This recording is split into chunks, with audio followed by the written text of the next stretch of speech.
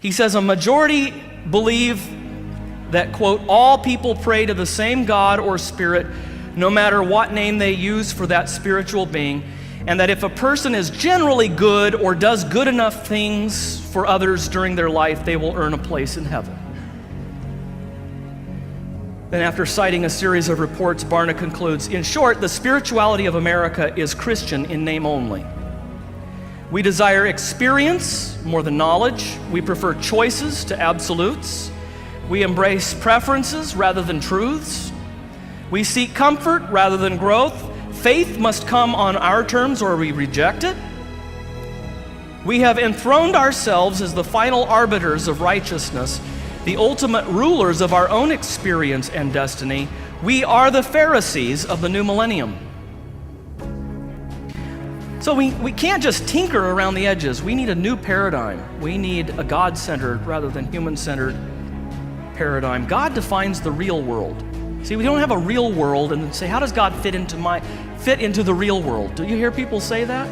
Yeah, but how does God fit in to the real world? What's the assumption there? What are they calling the real world? They're calling the real world that which the Apostle Paul calls the age that is fading away. The real world is the kingdom that cannot be shaken, coming down out of heaven. So first of all, we have to ask ourselves, what is the real world? It's not our lives that define the relevance of God. It's God who defines his own relevance. He's our creator, and therefore he tells us how relevant he is. In this context, as Newsweek magazine reports, churches have developed I'm quoting here, have developed a pick and choose Christianity in which individuals take what they want and pass over what doesn't fit their spiritual goals. What many have left behind is a pervasive sense of sin. The goal over the last 40 years has been variously described as peace of mind, higher consciousness, personal transformation. Sounds like a lot of the titles in Christian bookstores today and sermons. Or, in its silliest incarnation, self-esteem. Episcopal Bishop C. Fitzsimmons Allison calls it pastoral cruelty not to tell the truth about sin.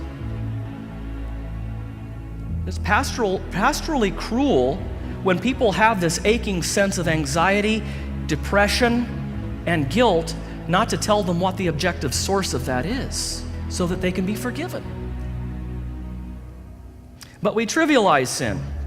Fundamentalism reduces sin to certain behaviors.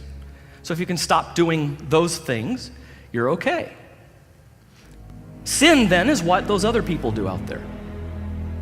Liberalism, exactly the same thing. Sin is reduced to social structures. In either case, sin is deflected from me to outsiders. It's not a condition that we all share together, a mess that we're all in, a common judgment and condemnation in which we all participate. It's rather something that defines those people out there who, of course, are not like me. In his bestseller, The Triumph of the Therapeutic, Philip Reif describes how pop psychology has transformed our entire worldview. It's not just that this is not a tirade on therapy. Anyone who's had counseling, this is the critique here, and that Philip Reif makes is that therapy has become our worldview. Now it's our worldview. We think in therapeutic terms. And he says, and he's not a believer that I know of, but he said, Christian man was born to be saved. Psychological man is born to be pleased.